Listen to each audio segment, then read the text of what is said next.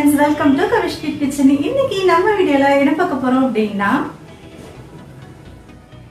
Lockdown egg noodles எப்படி செய்யறதுன்னு பார்க்க போறோம்.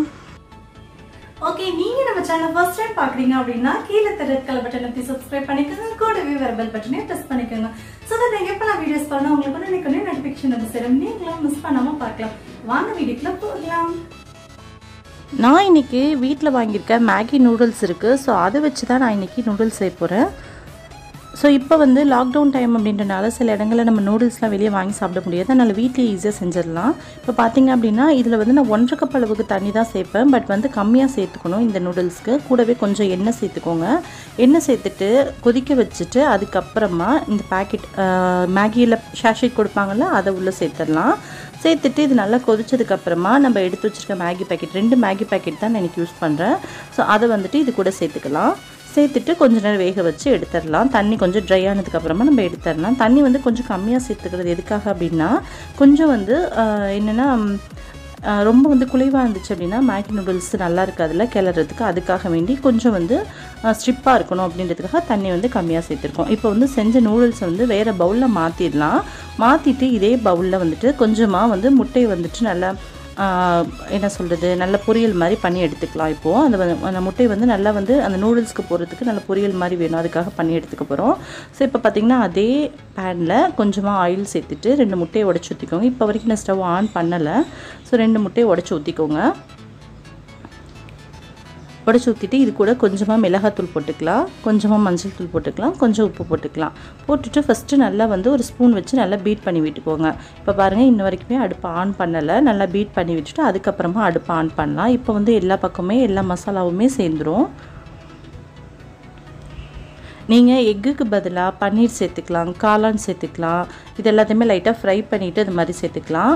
கொஞ்சமாக அது லைட்டாக வேகணும்ல அது மாதிரி, இல்லைன்னா வெஜிடபிள்ஸ் கூட நீங்கள் சேர்த்துக்கலாம். ஸோ உங்களுடைய சாய்ஸ் தான், நீங்கள் என்ன வேணாலும் சேர்த்துக்கலாம். நான் இன்றைக்கி முட்டை ஆட் பண்ணியிருக்கேன். இது மாதிரி முட்டையை வந்து நல்லா வந்து பாருங்கள் இது மாதிரி செஞ்சுக்கலாம். அவ்வளோதான். இப்போ பார்த்திங்கன்னா நல்லா பொரியல் மாதிரி திரண்டு வந்துருச்சுல்ல, இதை வந்துட்டு நம்ம எடுத்து வச்சுருக்க நூடுல்ஸ்குள்ளே போட்டு அப்படியே வச்சிடலாம்.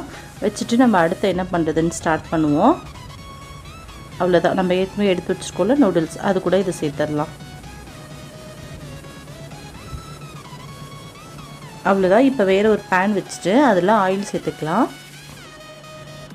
ஆயில் சேர்த்துட்டு ஒரு பல்லாரி வெங்காயத்தை பொடியாக நறுக்கி வச்சுருக்கேன், அதை இது கூட சேர்த்துக்கலாம். சேர்த்துட்டு நல்லா வறுத்து விட்டுக்கலாம். இப்போது ஒரு தக்காளியை நல்லா பொடியாக நறுக்கியிருக்கேன், அதையும் இது கூட சேர்த்துக்கலாம். வெங்காயம் வதங்கினதுக்கப்புறமா தக்காளி சேர்த்துக்கோங்க. கேப்சிகம் வந்து ஒரு கேப்சிகம் வந்துட்டு நறுக்கி வச்சுருக்கேன் குட்டி குட்டியாக, அதையும் இது கூட சேர்த்துக்கிறேன். இது வந்து நல்லா சாஃப்டாக வதங்குற வரைக்கும் வெயிட் பண்ணணும். இதுக்கு தேவையான அளவுக்கு உப்பு சேர்த்துக்கலாம். ஆல்ரெடி வந்து நமக்கு வந்து இதில் உப்பு இருக்கும் ஷாஷேட் அந்த பேக்கெட்டில், இதுக்கு தேவையான அளவுக்கு மட்டும் உப்பு சேர்த்துக்கோங்க. இது சாஃப்டாக வேகிற வரைக்கும் வெயிட் பண்ணுவோம். இப்போ பார்த்திங்கன்னா நல்லா சாஃப்டாக வெந்தாச்சு. இது கூட கொஞ்சமாக மிளகாய் தூள் ஆட் பண்ணிக்கலாம், கொஞ்சமாக கரம் மசாலா தூள் ஆட் பண்ணிக்கலாம். இதையும் சேர்த்து வதக்கி விட்டுக்கலாம். இப்போ இதோடைய பச்சை வாசனை, மசாலாவோட பச்சை வாசனை போகணும்ல, அதுக்காக வேண்டி சும்மா கொஞ்சமாக ஒரு 2 டேபிள் ஸ்பூன் அளவுக்கு ரொம்ப கம்மியான அமௌண்ட்டில் தண்ணி சேர்த்துக்கலாம். பாருங்கள் ரொம்ப கம்மியாக நான் சேர்த்துக்கிறேன், ஒரு 2 டேபிள் ஸ்பூன் தான் சேர்த்துருக்கேன். இது தண்ணியெல்லாம் வந்து வத்துற வரைக்கும் 1 நிமிஷம் வெயிட் பண்ணுங்கள். ஹை ஃப்ளேமில் வச்சு லைட்டாக கிளறி விட்டிங்கன்னா தண்ணி அப்படியே இழுத்துரும். இப்போ அந்த மசாலா வாசனைலாம் போயிடும். ஸோ இப்போ வந்து நம்ம எடுத்து வச்சுருக்க மேகியை கிளறிட்டு அப்படியே எல்லாத்தையும் ஒன்று சேர்ந்து நல்லா கிளறி விட்டுறலாம். முடிஞ்ச வரைக்கும் மேகி ஒரு அடுப்பில் இது ஒரு அடுப்பில் செஞ்சோன்னா ரொம்ப நல்லாயிருக்கும். ஆனால் நான் வந்து செஞ்சு முன்னாடி வைக்கவும் கொஞ்சம் வந்து அப்படியே இதான மாதிரி ஆயிடுச்சு. ஆனால் கிளறி விட்டோம் அப்படின்னா அது சரியாயிடும். இப்போது மேகி வந்து நல்லா ஹீட் ஏறி நல்லா வந்து சூடாகணும், அந்தளவுக்கு நல்லா கிளறி விட்டுக்கோங்க.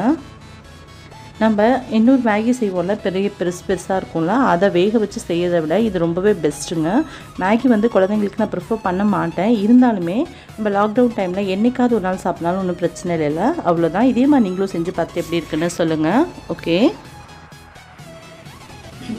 இவ்வளோ நேரம் பொறுமையாக பார்த்தவங்க அனைவருக்கும் ரொம்ப நன்றி. இன்னொரு இன்ட்ரெஸ்டிங்கான வீடியோவில் சந்திக்கும் வரை நன்றி, வணக்கம், தேங்க்யூ, பை.